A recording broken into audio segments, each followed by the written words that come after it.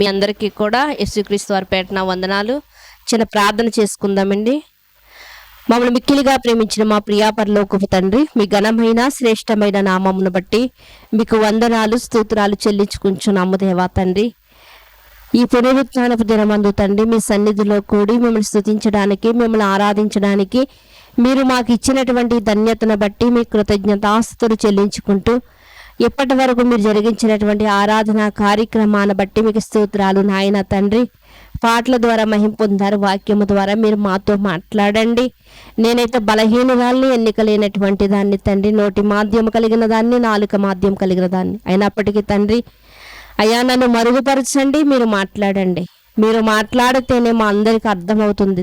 మీరు మాట్లాడితేనే మా హృదయాల్ని తాకుతుంది కనుక తండ్రి మీరు మాత్రమే మాతో మాట్లాడతారని కోరుకుంటూ, మాకు అవసరమైనటువంటి ప్రతి మాటను మీరు మాకు అనుగ్రహిస్తారని కోరుకుంటూ, మీ కుమారుడు మా రక్షకుడు అయిన యేసుక్రీస్తు వారి అతి శ్రేష్టమైనటువంటి నామములే ప్రార్థన అడిగి వేడుకొనిచున్నాం పరమ తండ్రి, ఆమేన్.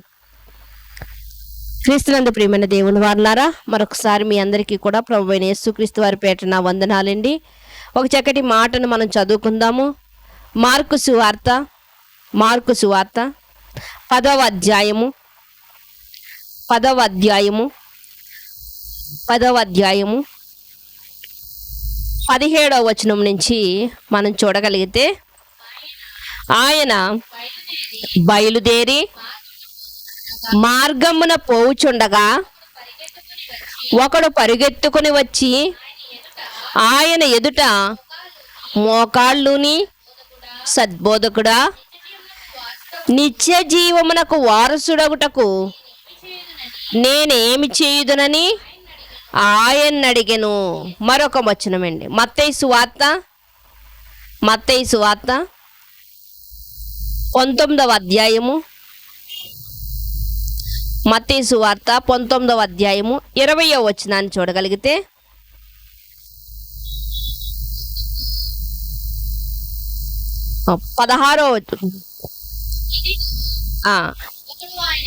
ఇదిగో ఒకడు ఆయన యొద్దకు వచ్చి, బోధకుడా, నిత్య జీవము పొందుటకు నేనే మంచి కార్యము చేయవలనని ఆయన అడిగాను. ఆయన మంచి కార్యములను గూర్చి నన్ను ఎందుకు అడుగుచున్నావు? మంచివాడొక్కడే. నీవు జీవములో ప్రవేశింపగోరిన ఎడల ఆజ్ఞలను గైకొనమని చెప్పాను. అతడు ఏ ఆజ్ఞలని ఆయనను అడగగా, యేసు నరహత్య చేయవద్దు, వ్యభిచరింపవద్దు, దొంగిలవద్దు, అబద్ధ సాక్ష్యం పలకవద్దు, తల్లిదండ్రులను సన్మానింపము, నిన్ను వలె నీ పొరుగువాన్ని ప్రేమింపవలనని అనున్నదే అని చెప్పాను. అందుకు ఆ యవ్వనుడు, ఇవన్నీ అనుసరించుచూనే ఉన్నాను అనెను. ఇదే మాటను లూకా గారు కూడా రాస్తున్నారు. లూకా సువార్త 18వ అధ్యాయము, లూకా సువార్త 18వ అధ్యాయము 18వ వచనమండి. ఒక అధికారి ఆయనను చూచి, సద్బోధకుడా, నిత్య జీవమునకు వారసుడవుటకు నేనేమి చేయవలెనని ఆయన అడిగెను. అందుకు యేసు, నేను సత్పురుషుడని ఎలా చెప్పుచున్నావు? 22వ వచనం మీరు చూడగలిగితే, యేసు విని, నీకు ఇంకా ఒకటి కొదువుగా ఉన్నది, నీకు కలిగినవన్నీ అమ్మి బీదలకిమ్ము, అప్పుడు పరలోకమందు నీకు ధనము కలుగును, నీవు వచ్చి నన్ను వెంబడింపుమని అతనితో చెప్పెను. అతడు మిక్కిలి ధనవంతుడు గనుక ఈ మాటలు విని మిక్కిలి వ్యసనపడగా. ఇక్కడ చాలండి.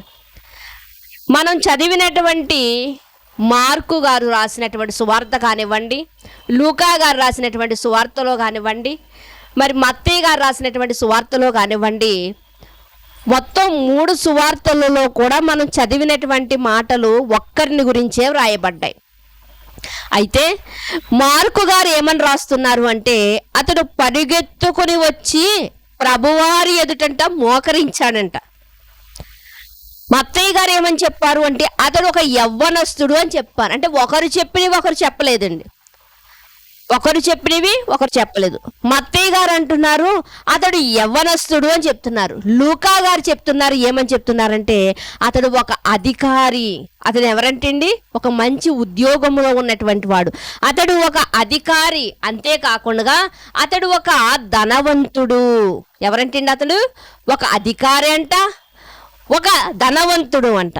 అలాంటి అధికారి, ధనవంతుడు, యవ్వనస్తుడు అయినటువంటి వ్యక్తి అంట పరుగున వస్తున్నాడంట. ఎవరి దగ్గరికి?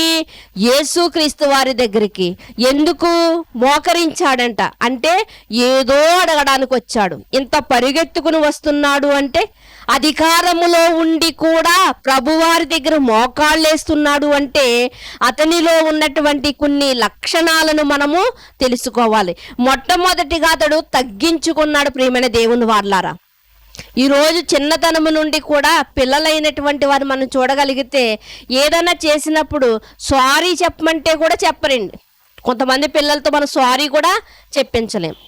ఎందుకంటే వాడు తగ్గడు. నేను ఎందుకు చెప్పాలి అంటాడు. వాడు తప్పు చేసిన వాడే అయినా కానీ వాడు ఏమంటాడు? నేను చెప్పను. క్షమించని అడుగంటే నేను అడగను అంటాడు. కానీ ఇక్కడ యూదులకు అధికారి అయి ఉండి కూడా, ఒక ధనవంతుడై ఉండి కూడా యేసు ప్రభు వారి దగ్గరకు వచ్చి మోకాళ్ళు వేస్తున్నాడు అంటే, ఇతడు ఎంత తగ్గించుకున్నాడో మనం జ్ఞాపకం చేసుకోవాలి. అలాంటి తగ్గింపు మన దగ్గర ఉందా లేదా అన్న దాన్ని మనం పరిశీలన చేసుకోవాలి. ప్రియమైన దేవుని వారలారా, రెండవదిగా దీనిలో మనం చూస్తూ ఉంటాము, ఏమండి, పరిగెత్తుతున్నాడంట. పరిగెత్తవలసినటువంటి అవసరం ఏముంది? అతని అధికారి కదా. ఒక అతన్ని పంపించి, ఇదిగో ప్రభువారిని నిలబడమనండి, నేను వస్తున్నాను అని చాలా టీవీగా నడుచుకుని రావచ్చు, కానీ పరిగెత్తుకుని వస్తున్నాడు. ప్రియమైన దేవుని వారలారా, ఇక మనం చూడగలిగితే అతనిలో, ప్రియమైన దేవుని వారలారా, సద్బోధకుడా అని పిలుస్తున్నాడు. అంటే ఏంటో అర్థం తెలుసా అండి? సత్యమును బోధించేవాడా అని. అంటే యేసుక్రీస్తు వారి యొక్క బోధలు ఎలాంటివని అతనికి తెలుసు, సత్యమైన బోధలు అతనికి తెలుసు. అందుకనే సద్బోధకుడా అని పిలుస్తూ ఉన్నాడు. ప్రియమైన దేవుని వారలారా, అంటే ఇన్ని లక్షణాలు, ఇన్ని క్వాలిటీలు అతనిలో మనకి కనిపిస్తున్నాయి. ఇంతకీ అతడు ఎందుకు వచ్చాడు అంటే, ఒక ముఖ్యమైనటువంటి ప్రశ్న అడగడానికి వచ్చాడు. ఇంత పరిగెత్తుకుని, ఇంత ఆతురత పడుతూ అతడు ఎందుకు వచ్చాడు అంటే, అంత ధనవంతుడై ఉండి కూడా, అంత అధికారములో ఉండి కూడా అతడు అంతగా తగ్గించుకుని రావాల్సినటువంటి పరిస్థితి ఏంటి? అంత ప్రయాసపడి రావాల్సినటువంటి, పరుగులెత్తుకుని రావాల్సినటువంటి పరిస్థితి ఏంటి అంటే, అతడు ఏదో ఒక ముఖ్యమైనటువంటి ప్రశ్నను యేసుక్రీస్తు వారిని అడగడానికి వచ్చాడు. ప్రియమైన దేవుని వారలారా, అదే మనం చదువుకున్నాం. నిత్య జీవానికి వారసుడు అవ్వాలంటే నేనేం చెయ్యాలి అని అడుగుతున్నాడు. ఎంత చక్కటి ప్రశ్న అండి నిజంగా. ఏమిటి, సంఘంలోకి వస్తున్నటువంటి మనకెవ్వరికి ఇలాంటి ప్రశ్న ఎప్పుడు కూడా రాదు. ఏంటంటే, నేను కష్టంలో ఉన్నప్పుడు నా బాధలు తొలగించుకోవాలంటే నేను ఎలా ప్రార్థన చెయ్యాలి, నేను ఎలా దేవుణ్ణి అడగాలి, ఇలాంటివేండి. ఈరోజు మన అసలు మానవ జీవితంలో తగ్గింపు అనేది ఎవ్వరిలోనూ మనం చూడమండి.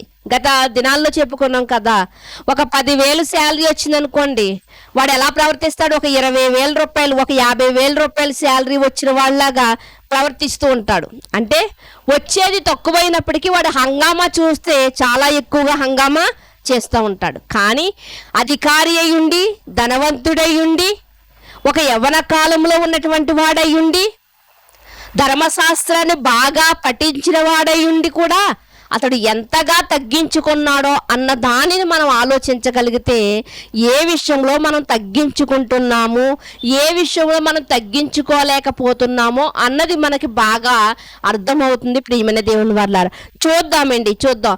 మార్కు సువార్త 10వ అధ్యాయము 19వ వచనం నుంచి మనం చూద్దాం.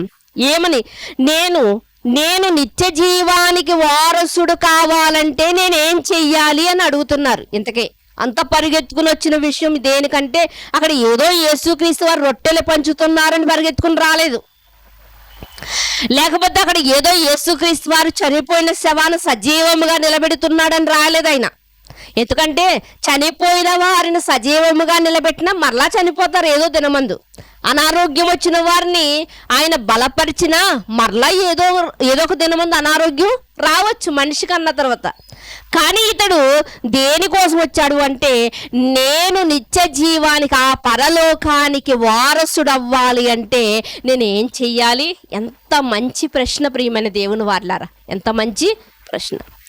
అప్పుడు యేసుక్రీస్తు వారు ఏమని చెప్తున్నారో మనం చూద్దామండి. యేసుక్రీస్తు వారు ఏమని చెప్తున్నారు అంటే, నరహత్య చేయవద్దు, వ్యభిచరింపవద్దు, దొంగిల్లవద్దు, అబద్ధ సాక్ష్యం పలుకవద్దు, మోసపుచ్చవద్దు, నీ తల్లిదండ్రుల సన్మానింపుము అను ఆజ్ఞలు నీకు తెలియను కదా అని ఆయనతో చెప్పెను.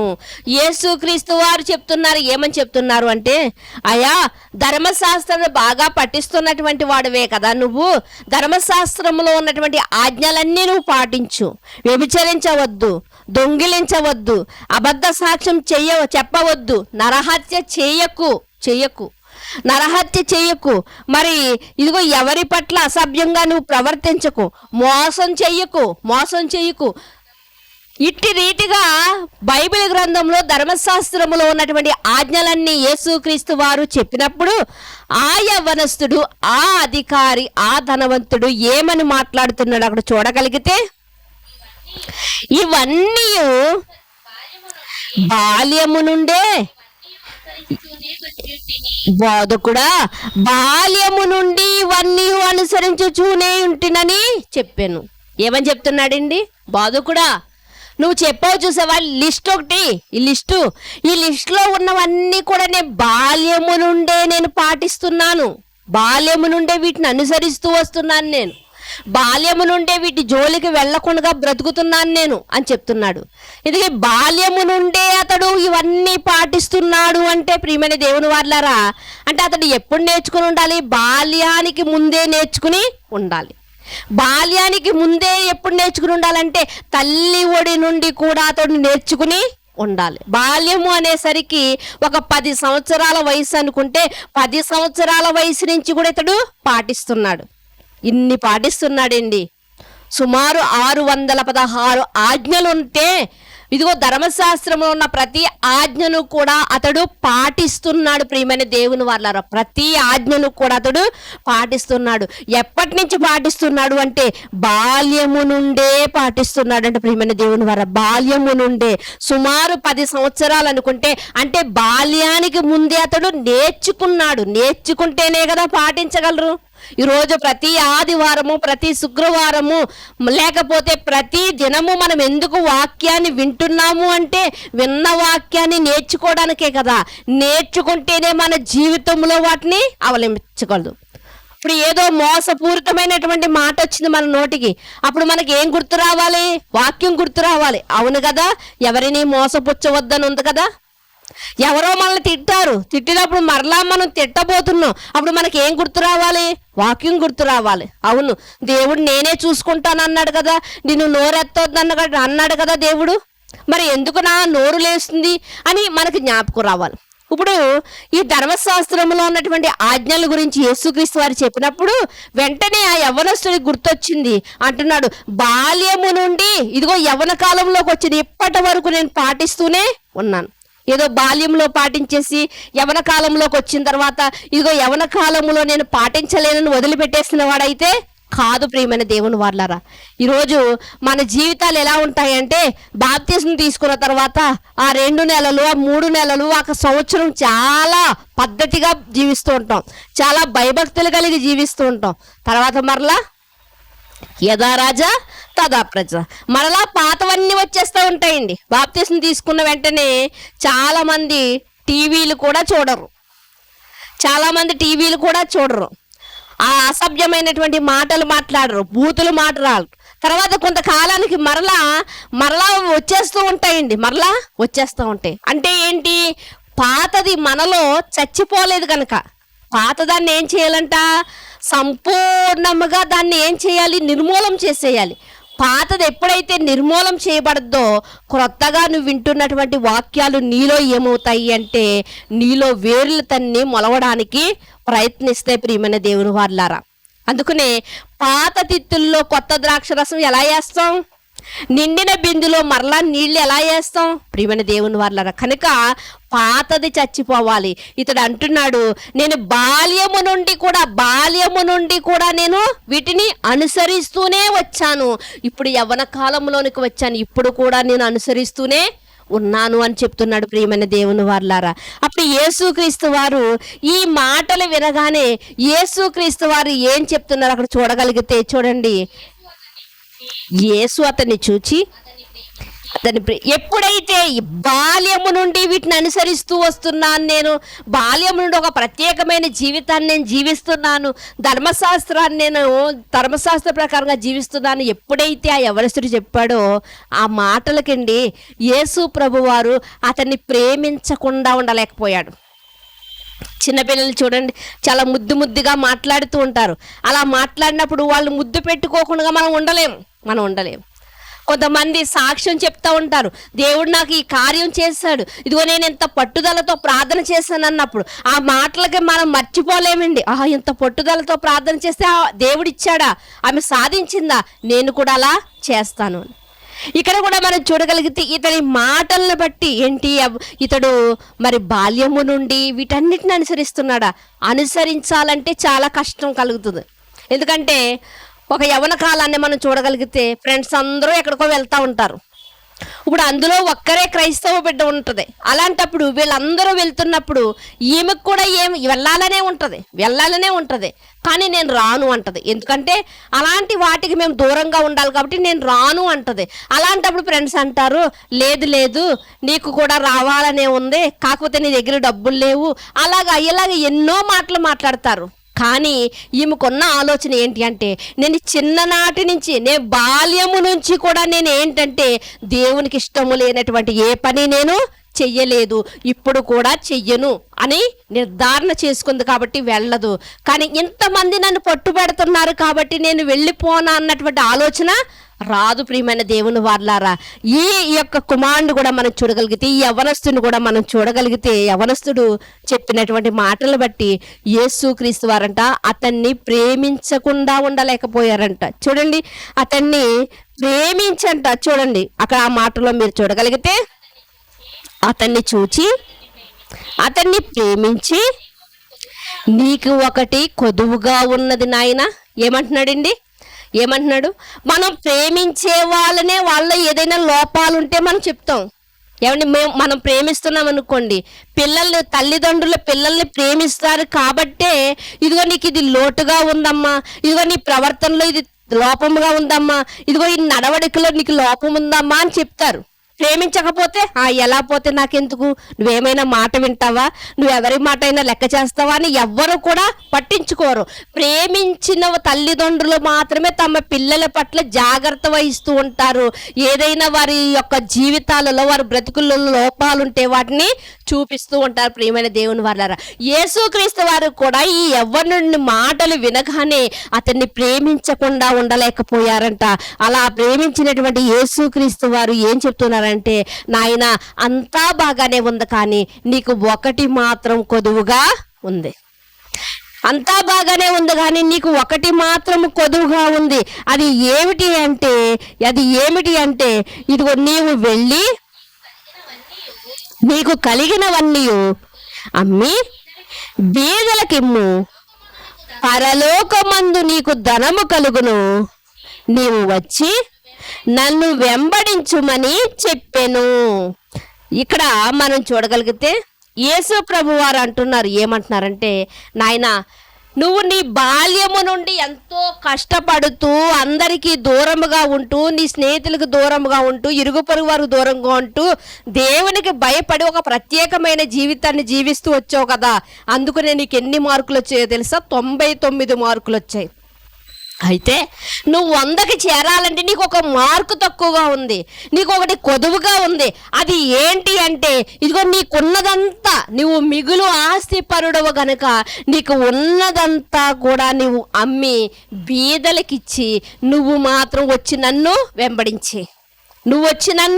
వెంబడించే, నీకు ఇదే కొదువుగా ఉంది నాయనా అని చెప్పినప్పుడంట అతడు మిగులు ఆస్తి కలిగిన వాడు కనుకంట అతడు ఏం చేశాడంట, అతడు మొక్కం చిన్నబుచ్చుకుని దుఃఖపడుచు వెళ్ళిపోయాడంట. నిజంగా సంతోషించాలండి, యేసుక్రీస్తు వారు చెప్పినటువంటి మాటకు సంతోషించాలి. ఎందుకంటే 99 మార్కులు వచ్చేసే నాయన, నీకు ఒక్క మార్కే కొదువుగా ఉంది, ఇది చేస్తే నీవు ఆ ఒక్క మార్కు కూడా సంపాదించుకుంటావు, 100కి 100 మార్కులు సంపాదించుకుంటావు, నీకు ఒకటే లోటుగా ఉందని ఆ లోటేంటో మనకు చెప్పాడండి. అంతే కదండి. ఏమంటే మనం డాక్టర్ దగ్గరికి వెళ్ళామనుకోండి, ఎంతో డబ్బులు ఖర్చు పెట్టామండి, కానీ రోగం ఏంటో తెలియలేదు. మరలా డాక్టర్ దగ్గరికి వెళ్ళాం, మరో డాక్టర్ దగ్గరికి, అన్ని టెస్టులు చేయించాడు, ఎన్నో డబ్బులు వ్యయం చేస్తాం, అక్కడ కూడా మనకు రోగం ఏంటో తెలియలేదండి.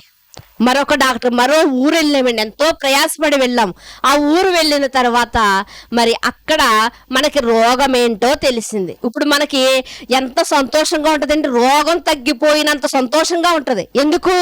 ఎంతమంది డాక్టర్ల దగ్గరికి వెళ్ళినా రోగం కనిపెట్టలేకపోయారు. కానీ ఇతడు దగ్గరికి రాగానే, ఇతడు టెస్ట్ చేయగానే ఇతడు రోగమేంటో రోగమేంటో తెలిస్తే ఇప్పుడు మెడిసిన్ అంతా మొదలు పెట్టేస్తాడు. అంతే కదా. ఇప్పుడు రోగమేంటో మనకు తెలిస్తే మెడిసిన్ మొదలు పెడతాడు కనుక, ట్రీట్మెంట్ మొదలు పెడతాడు కనుక నాకు నయమవుతుంది అన్నటువంటి ఆలోచన కలిగి సంతోషిస్తూ ఉంటారు. ఇప్పుడు యేసుక్రీస్తు వారు కూడా నాయన నీకు ఒకటి కొదువుగా ఉంది అంటున్నాడు.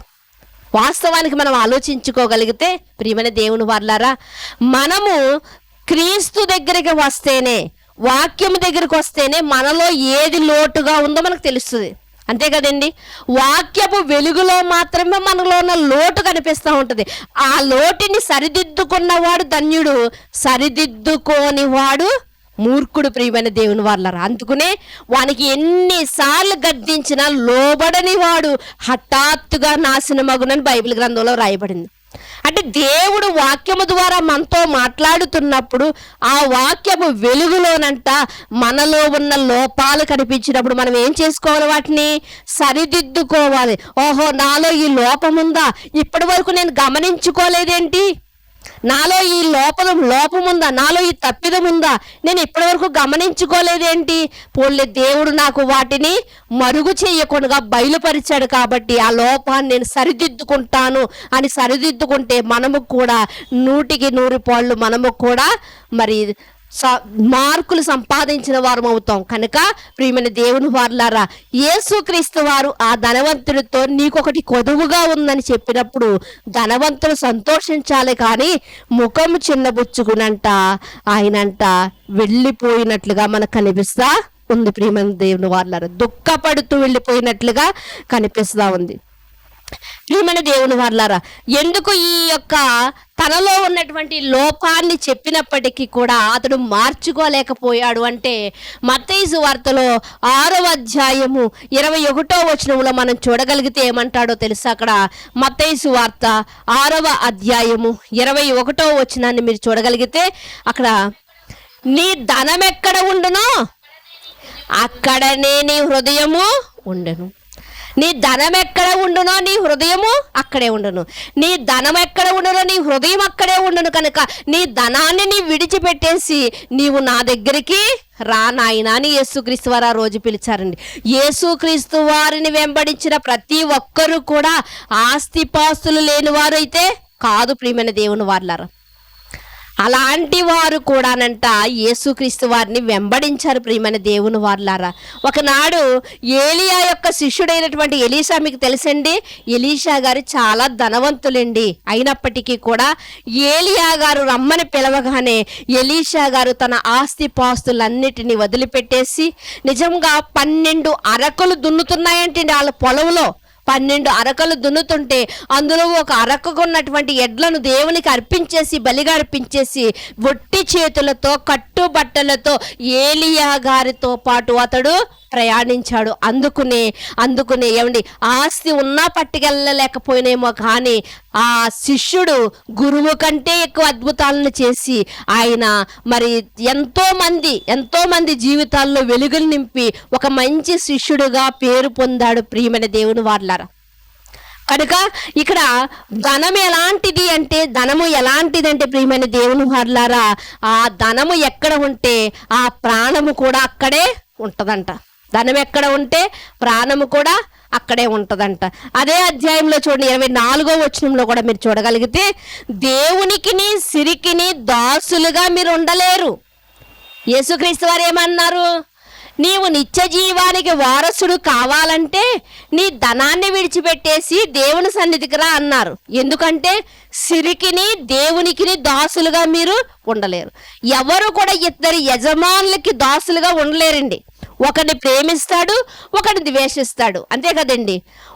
ఒక పనివాడు ఉన్నాడంటే ఇద్దరు యజమానుల దగ్గర పని చేయలేడండి. ఎందుకంటే ఒకళ్ళు ప్రేమిస్తాడు, ఒకళ్ళు ద్వేషిస్తాడు. కనుక ఇప్పుడు దేవుడికి మనం దాసులుగా ఉండాలి, లేకపోతే దేవుడికి పిల్లలుగా మనం ఉండాలి అంటే సిరికి మనం ఎలా ఉండాలి? శత్రువులుగా ఉండాలి. అందుకనే మరి మనందరికీ తెలుసు కదండి, ముంగమూరి దేవదాసయ్య గారు, ఆయన గురించి ఒక చక్కటి మాటను నేను చదివాను. ఏంటి అంటే, ఆయన ఎప్పుడూ కూడా సిరిని ముట్టుకోలేదంట. ఏంటండి, ఎప్పుడు కూడా ఆయన డబ్బును ముట్టుకోలేదంట. ఆయన ఎప్పుడు కూడా, ఎవరైనా నమ్ముతారు అలా అంటే, కానీ అది వాస్తవం అంట. ప్రియమైన దేవుని వాళ్ళారా, ఆయన ఎప్పుడు కూడా సిరిని ముట్టుకోలేదంట. అలా సిరిని ముట్టుకోలేదు కనుకనే దేవునికి దగ్గరగా ఆయన జీవించాడు. ప్రియమైన దేవుని వాళ్ళారా, మరి సిరి ముట్టకుండా, సిరిని ఆశించకుండా మా జీవితాలు ఎలా అండి అంటే, ఆ జీవితాలని దేవుడి మీద ఆధారపడండి. అప్పుడు దేవుడే మనకేం చేస్తాడంట, రేపటిని గురించి చింతపడకండి, ఎందుకంటే ఏ రోజు మీకు ఏది అవసరమో అది దేవుడే సమకూర్చును. ప్రియమైన దేవుని వాళ్ళారా, ఆలోచించండి. సామెతల గ్రంథంలో కూడా మనం చూడగలిగితే ఒక చక్కటి మాట మనకు కనిపిస్తూ ఉంటుంది. సామెతల గ్రంథము 4వ అధ్యాయము 7వ వచనాన్ని చూద్దామండి. సామెతల గ్రంథము,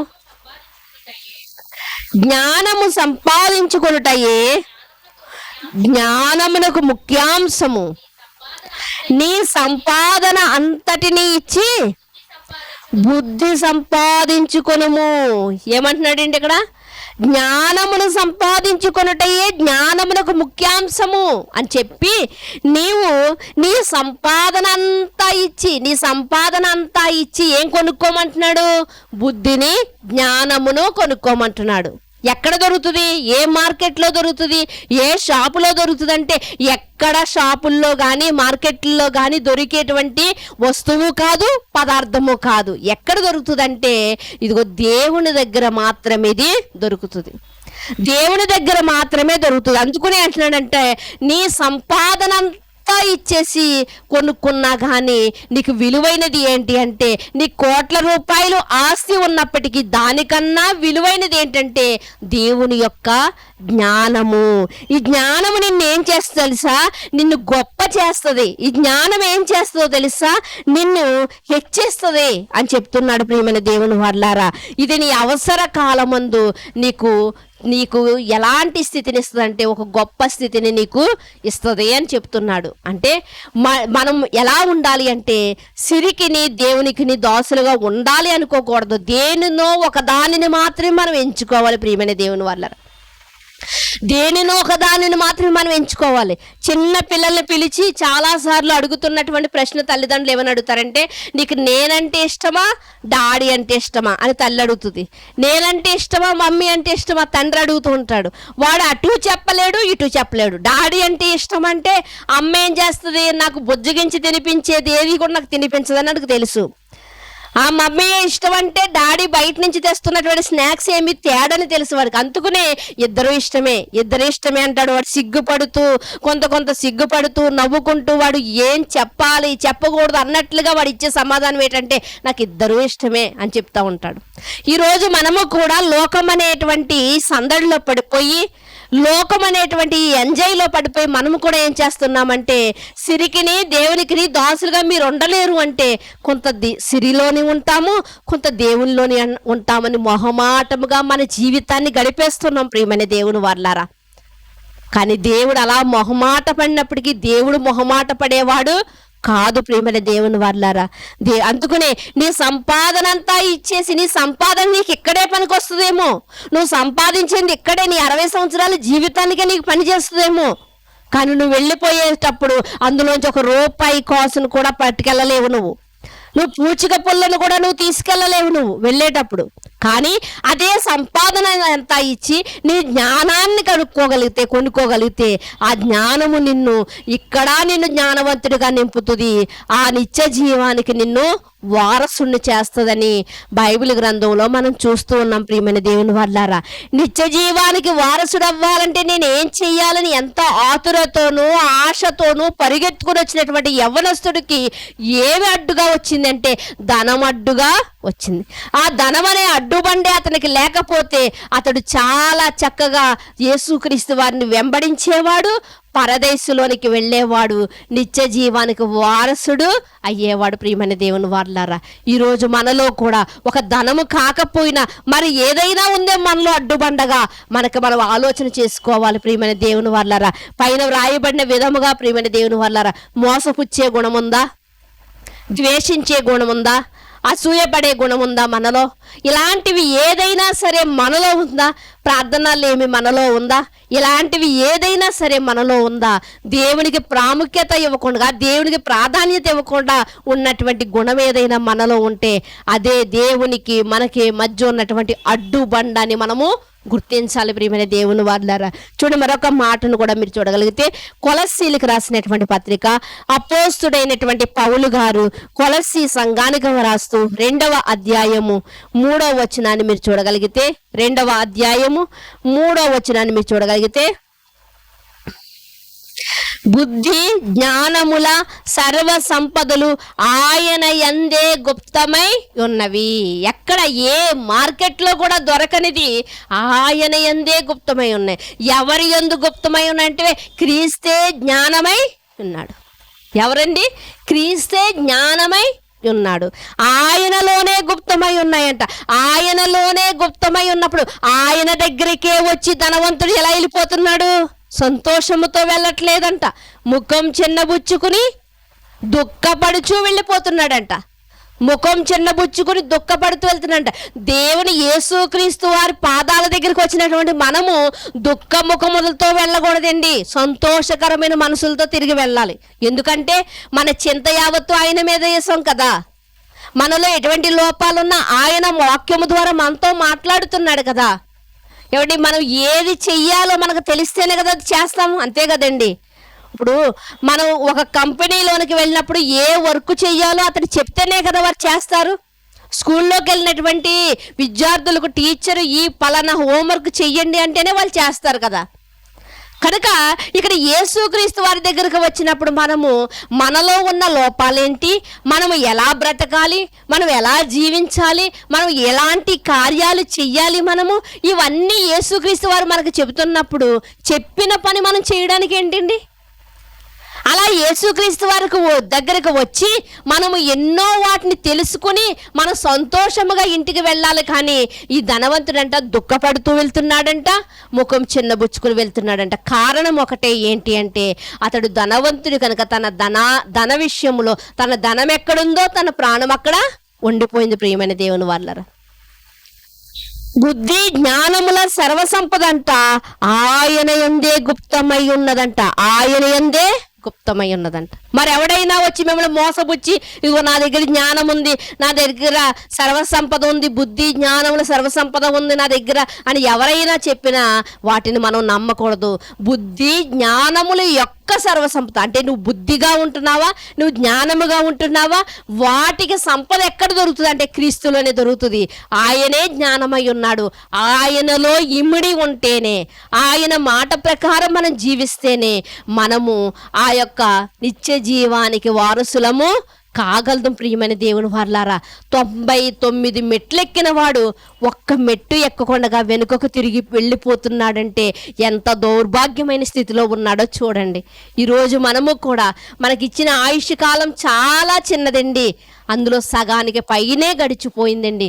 ఈ మిగిలిన దినాలలో దేవుడు మనకు ఎన్నో నేర్పిస్తున్నాడు. ఇదిగో నీలో ఇటువంటి లోటుపాట్లు ఉన్నాయి, ఇదిగో నువ్వు ఇలా ఉండాలి, నువ్వు ఇలా ఉండాలి అని దేవుడు చెప్పినప్పుడు ఈ కొద్ది కాలంలో అయినా బ్రతికితే మనము, ఎందుకంటే మిగిలిన కాలం అంతా దేనికి ఇచ్చేసాం? లోకానికి ఇచ్చేసాం. ఈ కొద్ది కాలమైన అట్టి రీతిగా మీరు జీవిస్తే నిత్య జీవానికి వారసులు అవుతారు అని దేవుడు మనం హెచ్చరించినా కానీ మనం పట్టించుకోకుండా ఈరోజు మన జీవితాల్ని గడిపేస్తున్నాం. ప్రియమైన దేవుని వారలారా, భక్తి ఉందనుకుంటున్నాం కానీ ఆ భక్తిలో ఏమి లేదు తెలుసా అండి? భయము లేదు. ప్రియమైన దేవుని వారలారా, ధనవంతుడు ఏమనుకున్నాడంటే, నేను ధర్మశాస్త్రం అంతా పాటిస్తున్నాను, ఎప్పటి నుంచి? బాల్యం నుండి పాటిస్తున్నాను. అందరూ ఆడుకోవడానికి వెళ్తున్నారు అనుకోండి పిల్లలు, ఈ పిల్లవాడు మాత్రం ఏం చేస్తున్నాడంట? ధర్మశాస్త్రం బైబిల్ దగ్గర పెట్టుకుని చదువుకుంటున్నాడంట. అందరూ సరదాగా ఎవరినైనా మోసం చేద్దారా, సరదాగా ఎవరినైనా ఆట పట్టిస్తారా రండి అంటుంటే ఈ పిల్లవాడు అంటున్నాడు, ఎవరిని మోసపుచ్చకూడదు, నా ధర్మశాస్త్రంలో ఉంది, నేను ఎక్కడికి రాను. ఇంత బుద్ధిమంతుడిగా పెరిగినటువంటి వాడు యవ్వన కాలంలోకి వచ్చేసరికి ఒక ఆసక్తికరమైనటువంటి ప్రశ్న అతన్ని వెంటాడింది. ఏంటంటే, నేను నిత్య జీవానికి వారసుడిని అవ్వాలంటే ఈ సత్యాన్ని బోధిస్తున్నటువంటి ఈ సద్బోధకుడే నాకు ఆ ప్రశ్నకు సమాధానం చెప్పగలడు అన్నటువంటి ఆలోచనతో వచ్చాడు. కానీ చెప్పబడినటువంటి సమాధానాన్ని ఇమిడ్చుకోలేకపోయాడు. ప్రియమైన దేవుని వారలారా, 99 మెట్లు ఎవరి సహాయం లేకుండా ధర్మశాస్త్ర ప్రకారంగానే తన జీవితాన్ని పణంగా పెట్టి మెట్లు ఎక్కాడు. కానీ 100వ మెట్టు ఎక్కడానికి సిద్ధపడలేకపోయాడు. ఒకే ఒక కారణము, ఒకనాడు లోతు భార్య ఎలా అయితే సొదొమ వైపు తిరిగి చూసిందో, తన ప్రాణాన్ని దక్కించుకోలేకపోయిందో, ప్రియమైన దేవుని వారలారా, ఇతడు కూడా తన ధనం వైపే చూసుకున్నాడేమో.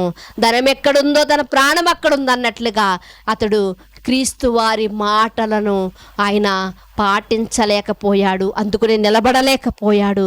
ముఖం చిన్నబుచ్చుకున్నాడంట, దుఃఖము కలిగిన వాడిగా తిరిగి వెళ్ళిపోతున్నాడంట. ఈరోజు మన జీవిత కాలంలో కూడా మనము అలాంటి అడ్డుబండగా ఉన్నటువంటి దాన్ని మన జీవితంలో తీసివేసుకోకుండా మనము కూడా నిత్య నరకానికి వెళ్ళిపోతామేమో ఆలోచించుకోండి. ప్రియమైన దేవుని వారలారా, చూడండి, అదే కొలస్సీలకు రాసినటువంటి పత్రిక 3వ అధ్యాయము 14వ వచనంలో ఉన్న మాటను కూడా మీరు చూడగలిగితే ఏమంటున్నాడో మీరు చూడగలిగితే, వీటన్నిటిపైన పరిపూర్ణతకు అనుబంధమైన ప్రేమను ధరించుకొనుడి, క్రీస్తు అనుగ్రహించు సమాధానము మీ హృదయములో ఎలుచుండి. నువ్వు జ్ఞానము కలిగిన వాడువు, నువ్వు భక్తి కలిగిన వాడువు, నువ్వు ఎలాంటి వాడువై ఉన్నావు అంటే, నువ్వు యేసుక్రీస్తు వారు చెప్తున్నారు ధనవంతుడికి ఏమని చెప్తున్నాడంటే, నీకున్న ఆస్తిపాస్తులన్నీ అమ్మి బీదలకు నువ్వు ఏం చేయాలంట? సహాయం చేయి, బీదలకు పంచిపెట్టు అని చెప్తున్నాడు. ఇంతకీ అలా పంచిపెట్టే మనసు రావాలంటే ఏముండాలి ఇతనిలో?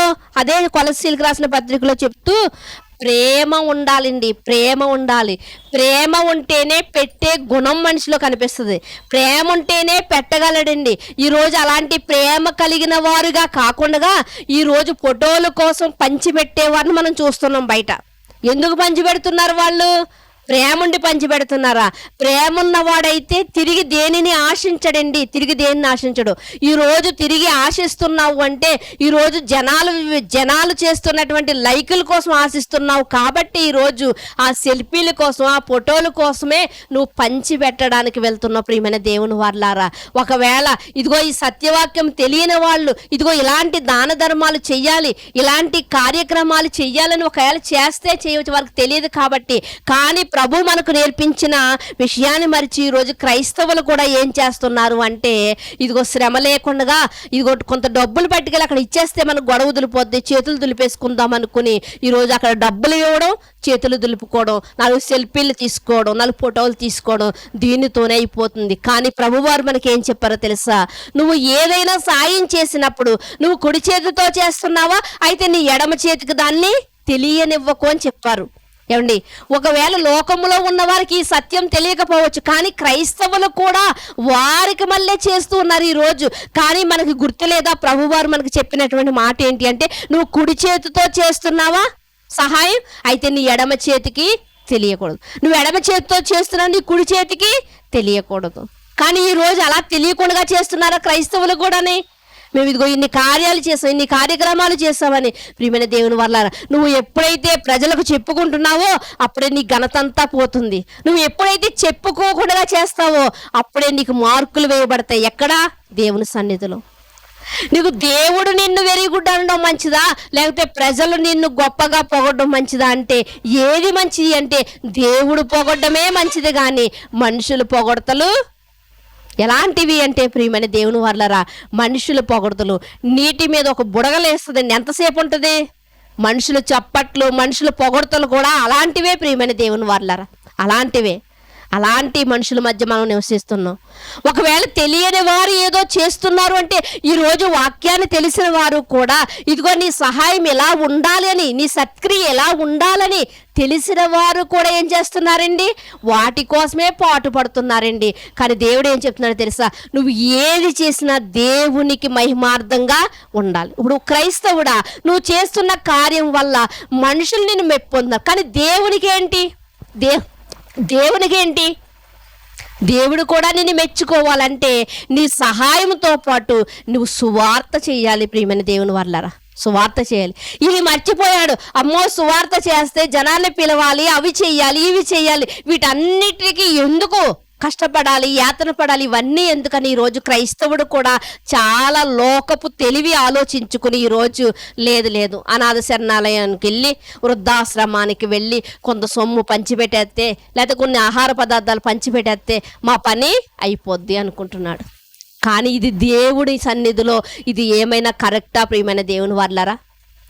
ఎందుకంటే దేవుడు ఏమని చెప్తున్నాడు మనతోని? నువ్వు చేసే ప్రతిదీ కూడా దేవునికి మహిమార్థంగా ఉండాలి. దేవునికి మహిమార్థంగా, ప్రజలకు గొప్ప కలుగుతుంది, ప్రజలకు మంచి కలుగుతుంది దానివల్ల. కానీ దేవునికి మహిమేం కలుగుతుంది? ధనవంతుడి దగ్గర ధనం ఉంది, కానీ దానివల్ల ఒకవేళ పంచిన ప్రజలకు మంచి జరుగుతుంది, కానీ దేవునికి ఏం కలుగుతుంది? దేవుడు ఎలా ఇవ్వాలి, పరలోకాన్ని ఎలా ఇవ్వాలి అని మనం ఆలోచించగలిగితే అసలు యేసుక్రీస్తు వారు బేదలకు పంచిపెట్టు అన్నటువంటి మాట ఇంతకీ ఎవరిని గురించి ఆయన రాస్తున్నారు అన్న దాని గురించి మనం చూడగలిగితే ప్రియమైన దేవుని వాళ్ళారా, ఒక్కసారి మీరు చూడగలిగితే మార్కు సువార్త చూడండి, అదే అధ్యాయంలో మార్కు సువార్త 10వ అధ్యాయము మార్కు సువార్త 10వ అధ్యాయము 29వ వచనం. మార్కు సువార్త 10వ అధ్యాయము 29వ వచనం.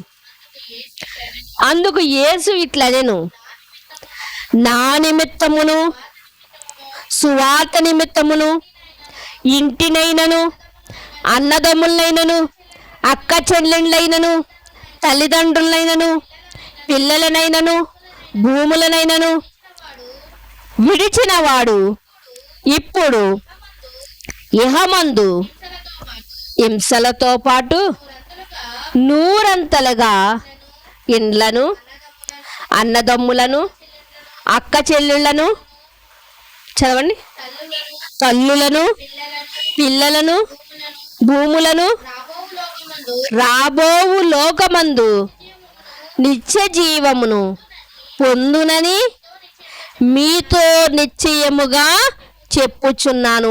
ఏమని చెప్తున్నారండి ఇక్కడ? చాలండి. ఏమని చెప్తున్నారు అంటే ఇదిగో నా నిమిత్తము సువార్త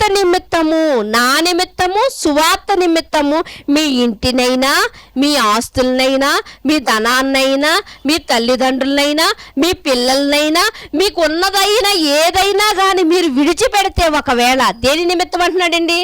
అనాథ శరణాలయ నిమిత్తం అన్నాడా? దేని నిమిత్తం అంటున్నాడు? వృద్ధాశ్రమం నిమిత్తం అంటున్నాడా?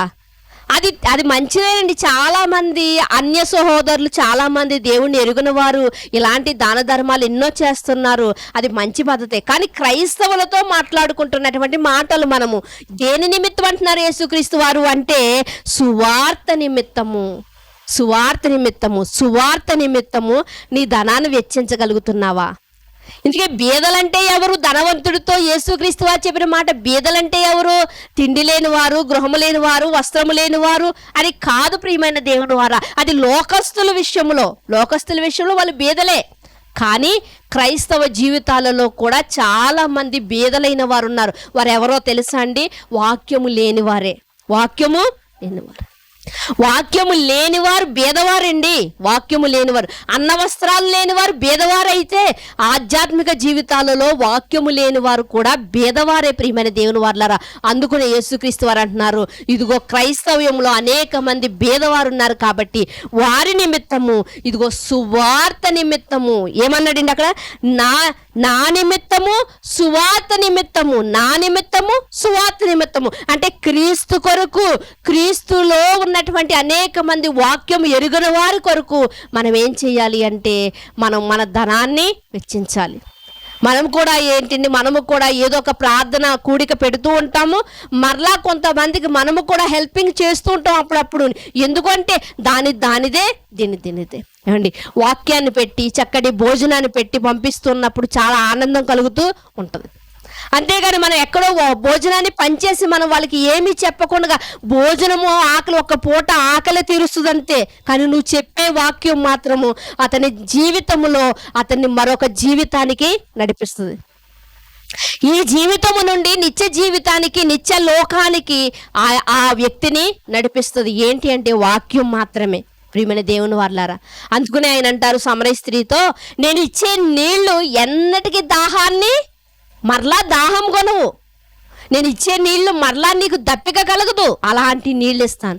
నేను ఇచ్చే ఆహారం ఎలాంటిది అంటే మరలా నీకు ఆకలే పుట్టదు అంటున్నాడు. ఒకవేళ మనము అన్నదానం చేస్తే మరలా ఆకలి పుట్టొచ్చేమో, కానీ ఆధ్యాత్మిక జీవితంలో మనం వాక్యం అనే ఆహారాన్ని పంచిపెట్టినప్పుడు, సువాత పంచిపెట్టినప్పుడు అంట మరలా వ్యక్తికి ఏ ఆకలి ఉండదు అంటే ప్రియమైన దేవుని వారలారా, లోకం వైపుకు వెళ్ళాలన్నటువంటి ఆకలి ఉండదు ప్రియమైన దేవుని వారలారా. అంటే యేసుక్రీస్తు వారు చెప్పినటువంటి బేదలెవరు అంటే వాక్యము లేనివారు. ఏమండి, ఈరోజు కొంతమంది జ్ఞానము తెలిసిన వారు ఏం చేస్తున్నారంటే వారి పిల్లలు పుట్టిన రోజులైనప్పటికీ, వారి వివాహాలు దినమైనప్పటికీ, వారు చనిపోయిన రోజులైనప్పటికీ కూడా చక్కగా అనేక మందిని పిలుచుకోవడం, చక్కగా వాక్యాన్ని వాళ్ళకి ప్రకటించడం, చక్కగా వారికి భోజనాన్ని పెట్టడం, పంపించడం ఎంత ఆశీర్వాదకరంగా ఉంటుందండి. కానీ ఈరోజు చాలామంది ఏంటి ఇంత యాతన మేము ఎందుకు పెట్టుకోవాలని వారు కొన్నటువంటి డబ్బును తీసుకువెళ్ళి ఏదో కట్టేసి ఏదో భోజనం పెట్టేసి వచ్చేస్తున్నారు. దానివల్ల దేవునికి ఒరిగేదేమీ లేదు. ప్రజలకు ఒక పూట తిండి కలిసి వచ్చిందేమో అంతే, కానీ దానివల్ల అతడు నిత్య జీవములోనికి రావడానికి అవకాశం లేదు ప్రియమైన దేవుని వారలారా. అందుకు యేసుక్రీస్తు వారు నీ ఆస్తి అంతా కూడా అమ్మి బీదలకు పంచిపెట్టు అని చెప్తున్నాడు ప్రియమైన దేవుని వారలారా. చూడండి, మరొక మాటను మీరు చూడగలిగితే అదే మార్కు సువార్త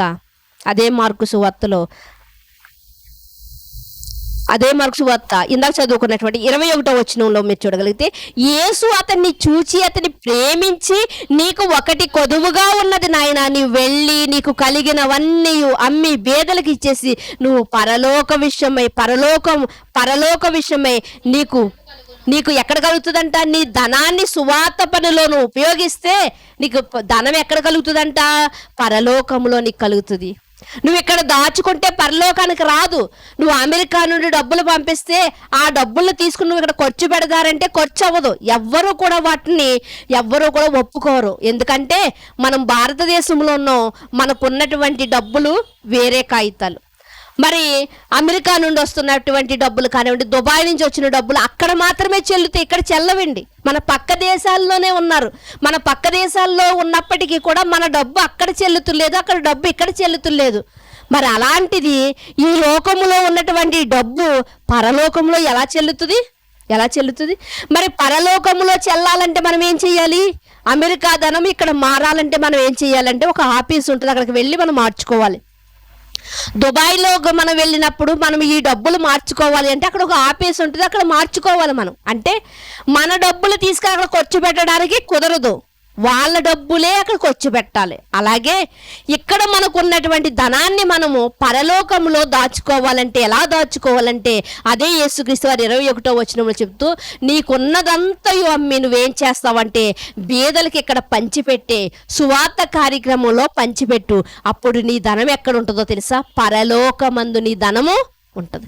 ఒకవేళ నువ్వు ఇక్కడ దాచుకున్నది చిమ్మెట పట్టేస్తుందంట, దొంగలు ఎత్తుకెళ్ళిపోతారంట, చెదపెట్టేస్తుందంట.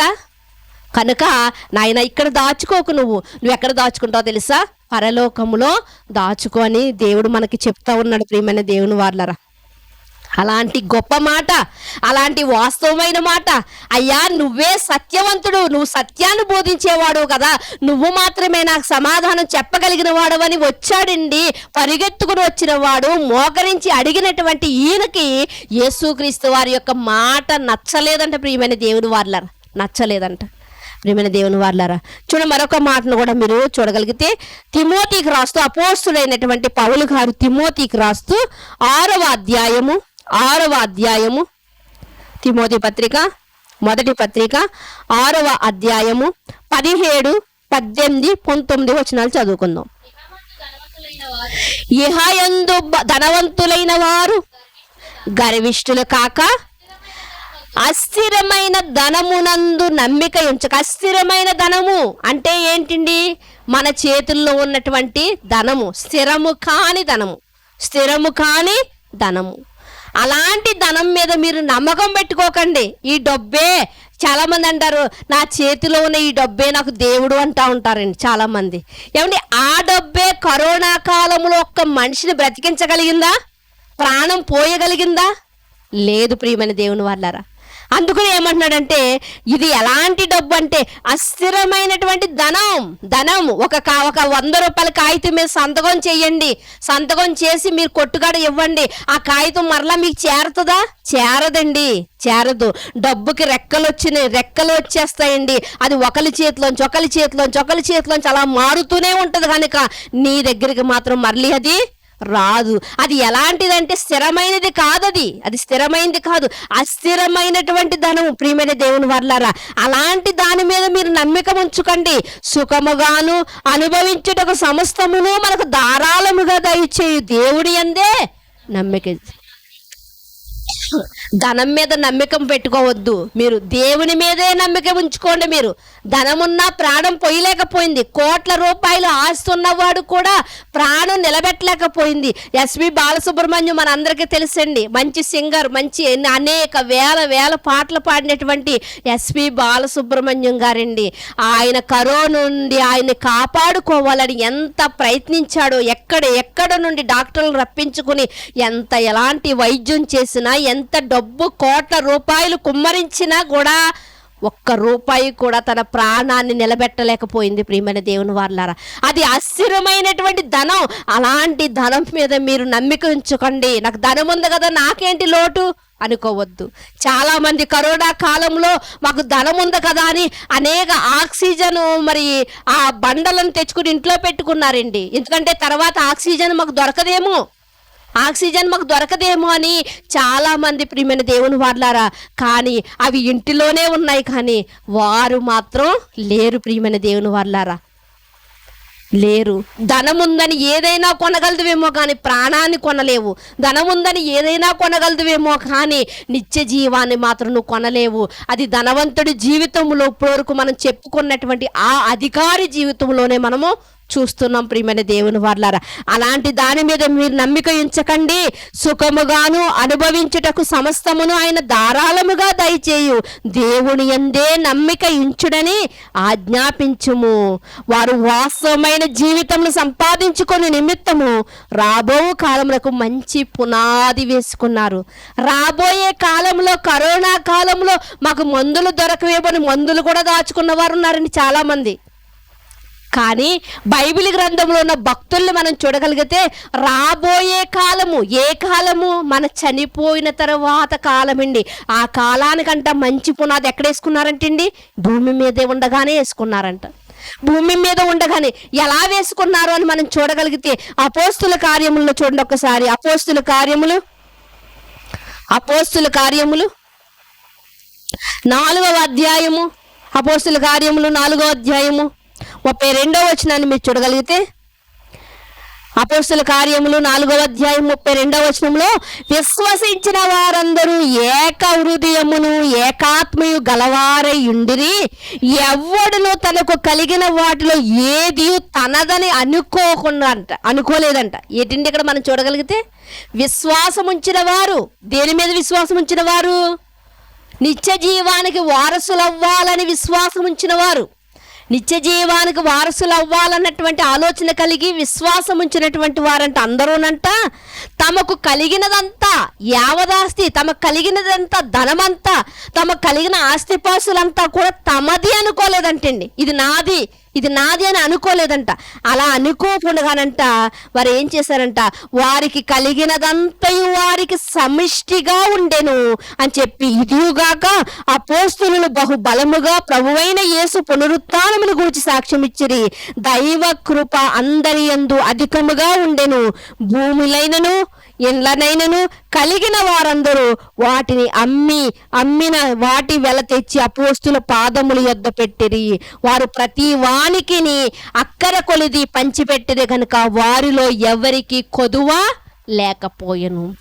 నీ దగ్గర కొంటే నీ ఒక్కడికే ప్రయోజనకరమేమో, కానీ నువ్వు సువార్త పనిలో దాన్ని పెట్టగలిగితే నువ్వు అందరికీ కూడా ఎలా ఉంటుందంటే సమిష్టిగా ఉంటుంది. అనేక మంది వాక్యము లేని వారు ఉన్నారు, అనేక మంది నరకానికి పోతున్న వారు ఉన్నారు, అనేక మంది పాతాళంలో యాతనలు పడడానికి వెళ్ళిపోతున్న వారు ఉన్నారండి. అలాంటి వారందరికీ సువార్త పనిలో నువ్వు పెట్టగలిగితే దాన్ని అనేక మందిని జీవింప చేయగలదు ప్రియమైన దేవుని వారలారా. అందుకునే అపోస్తుల పాదాల దగ్గర తెచ్చిపెట్టారంట.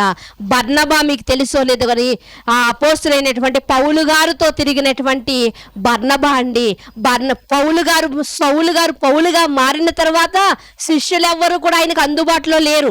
అలాంటి సమయంలో బర్నబా గారు మాత్రమే పౌలు గారి దగ్గరికి వచ్చి పౌలు గారు చెప్పిన మాటలు నమ్మి, ఎవరు నమ్మలేదండి, ఇతడు ఈ వేషం వేసుకుని వచ్చాడు, క్రైస్తవులందరినీ చంపడానికి వచ్చాడు అని అందరూ అంటున్నప్పటికీ కూడా బర్నబా నమ్మి అతన్ని ముందెట్టి అతన్ని నడిపించి, సీనియారిటీ కలిగినటువంటి బర్నబా కూడా పౌలు గారినంట ముందుకు నడిపించి ఆయనతో స్వార్థ కార్యక్రమాల్లో తిరిగాడు. బర్నబా ఎవరో తెలుసండి? బహుధనవంతుడు ప్రియమైన దేవుని వారలారా. బర్నబా ధనవంతుడండి. బర్నబా తన ఆస్తిపాస్తులన్నిటినీ అమ్మి సువార్త పనిలో పెట్టి పౌలు గారిని పల్ల చోటుకు వాక్యం చెప్పడానికి తీసుకెళ్ళాలి అంటే ఆయన తన ఖర్చులతో దగ్గరుండి తీసుకువెళ్ళి అలా అతడు మరి ఎన్ని ప్రయాణాలు చేశాడో బైబిల్ గ్రంథంలో మనకే కనిపిస్తూ ఉంది. ఈరోజు నాది అనుకుంటున్నాము, ఏది కూడా చేతితో చిల్లి గవ్వ పట్టుకెళ్ళకుండా నరకానికి పోతున్నాం ప్రియమైన దేవుని వారలారా. నాది కాదు, ఇది దేవుడిచ్చింది కాబట్టి దేవుని పనిలో వాడతాను అనుకుంటే నీతో పాటు అనేక మందిని ఆ నిత్య జీవానికి వారసులను చేయగలదు. ఈ వాస్తవాన్ని తట్టుకోలేకపోయాడు, ఈ సత్యాన్ని తట్టుకోలేకపోయాడు ధనవంతుడు. కనుక ఆ ధనవంతుడంట అమ్మో నా ఆస్తిని వదులుకోవాలనుకున్నాడేమో ప్రియమైన దేవుని వారలారా, వెనుకకు వెళ్ళిపోయాడంట. ఏమండి, ఆశపడింది ఎవరండి? లోతు గారి భార్య ఆశపడింది సొదొమ గొమొర్రా పట్టణాల యొక్క వైభవాన్ని చూసి, అమ్మా నువ్వు వెనుకకు తిరిగి చూడకమ్మా, నువ్వు వెళ్ళిపో అమ్మా అని దేవదూతలు చెప్పినప్పటికీ కూడా ఆ సొదొమ గొమొర్రాల మీద ఉన్నటువంటి ఆశ చచ్చిపోలేదు కాబట్టి వెనుకకు తిరిగిందంట. ఆశపడిందంట సొదొమ గొమొర్రాల మీద, శ్వాస విడిచిపెట్టేసింది ప్రియమైన దేవుని వారలారా. తన భర్త తన కుమార్తెలు జీవించారు కొంతకాలం, ఆమె జీవితాన్ని కోల్పోయింది, ఉప్పు స్తంభంగా మారిపోయింది. ఇప్పటికీ కూడా ఆ ఉప్పు స్తంభం అలాగే ఉంది ఇప్పటికీ కూడా. అందుకనే తిమోతి గారికి రాస్తూ పౌలు గారు ఏమని చెప్తున్నారంటే, అపోస్తులైనటువంటి పౌలు గారు తిమోతి గారికి చెప్తూ ఏమంటున్నారంటే, ధనాపేక్ష అంట ఆ సమస్త కీడులకు మూలం. ఏమని చెప్తున్నాడండి? ధనాపేక్ష సమస్త కీడులకు మూలం. ఒక ధనం ఉందనే కదా ఇదిగో పిల్లల్ని కిడ్నాప్ చేస్తున్నారు, ఒక ధనం ఉందనే కదా చంపేస్తున్నారు, ఒక ధనం ఉందనే కదా ఇదిగో ఈ ధనం మాకే రావాలి అంటే వీళ్ళను మేము అడ్డు తొలగించుకోవాలని ఈరోజు ఎన్ని హత్యలు జరుగుతున్నాయి ప్రియమైన దేవుని వల్లరా. ధనాపేక్ష అంట సమస్త కీడులకు మూలమంట. 99 మెట్లెక్కిన వాడు ఒక్క మెట్టు ఎక్కలేక 99 దిగి కిందకు వచ్చేసాడు అంటే అతని జీవిత కాలం ఎలా ఉందో చూడండి ఒకసారి, అతని యొక్క ఆలోచన ఎలా ఉందో చూడండి ప్రియమైన దేవుని వల్లరా. అలాంటి మంచి సాదృశ్యమైనటువంటి మాటలు ఈరోజు దేవుడు మనకి పంచుతున్నాడు అంటే మన జీవితాల్లో కూడా ఎటువంటి లోటైనా ఉందేమో. మనము కూడా ఒకవేళ 90 మెట్లు ఎక్కేమేమో ఒకవేళ ఆ 10 మెట్లు ఎక్కడానికి 10 ఆటంకాలు ఏమైనా మన జీవితంలో ఉన్నాయేమో. ఒకవేళ 99 మనం కూడా ఎక్కేమేమో, ఒక్క మెట్టి ఆటంకకరంగా ఉందేమో. ఆ ఆటంకం ఏమిటి, ఆ అడ్డుబండి ఏంటి? మనం వాక్యము ద్వారా దేవుడు మనకి తెల్లగా తెలియజేసినప్పుడు సరిదిద్దుకుందాం ప్రియమైన దేవుని వాళ్ళారా. ఒకవేళ దేవుడు వాక్యములు ఎంత చెప్పినా నువ్వు సరిదిద్దుకోలేదు అంటే దేవుడే చెప్తున్నాడు ఏమని తెలుసా, ఎన్నిసార్లు గద్దించినా లోబడని వాడు హఠాత్తుగా నాశనమగునని. హఠాత్తుగా నరకంలో పడిపోతావు. కనుక దేవుడు ఆ ధనవంతుని గురించి మనకి ఈ కాలంలో ఎందుకు దేవుడు మనతో మాట్లాడాడు అంటే, మనలో ఏమైనా లోపాలు ఉంటే, తప్పిదాలు ఉంటే మనము వాటిని సరిదిద్దుకుంటామని ప్రియమైన దేవుని వారలారా. కనుక ప్రియమైన దేవుని వారలారా, జాగ్రత్తగా ఆలోచించండి. అయ్యో ధనవంతుడు ఒక్క మార్కులో ఫెయిల్ అయిపోయాడు అనుకుంటున్నారేమో. అయ్యో ధనవంతుడు 99 మెట్లు ఎక్కి ఒక మెట్టు ఎక్కలేక వెనుకకు వెళ్ళిపోయాడు అనుకుంటున్నారేమో. ధనవంతుడు కాదండి, ధనవంతుడి ప్లేస్లో మీ పేరెట్టుకోండి, నేను అని పెట్టుకోండి. అయ్యో నేను 99 మెట్లెక్కి ఒక్క మెట్టు ఎక్కలేకపోతున్నాను, ఆ అడ్డుబండ ఏంటో నేను చూసుకుని ఆ అడ్డుబండ నేను తొలగించుకుంటాను అని మీకు ఆలోచించుకుని ఒక చక్కటి నిర్ణయాన్ని తీసుకోండి. ఎన్నో లోపాలు, ఎన్నో అడ్డుబండ్లు ఎన్నో మన జీవితాల్లో ఉంటున్నాయి. వాటిని ఒక్కొక్కటి అడ్డుబండల్లో తీసివేసుకుంటేనే నిత్య జీవానికి మనము కూడా వారసులము కాగలదు. అందుకునే దేవుడు అంటున్నాడు, నీ ఆస్తిపాస్తులంతా అమ్మేసినా కానీ అవి గొప్పవి కాదు, కానీ బుద్ధి జ్ఞానాన్ని నువ్వు సంపాదించుకో. బుద్ధి కలిగిన వాడు అయితే నువ్వు ఎలా ఉంటావో తెలుసా, నువ్వు నీ మార్గం చక్కగా నడుచుకుని వెళ్తావు.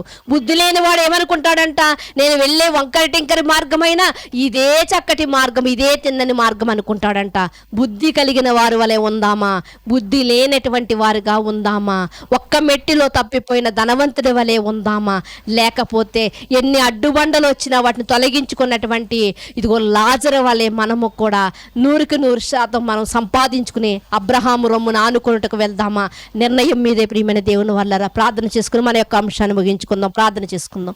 మమ్మల్ని మిక్కిలిగా ప్రేమించిన మా ప్రియ పరలోకపు తండ్రి, మీ ఘనమైన శ్రేష్టమైన నామమును బట్టి మీకు వందనాలు స్తోత్రాలు నాయన తండ్రి.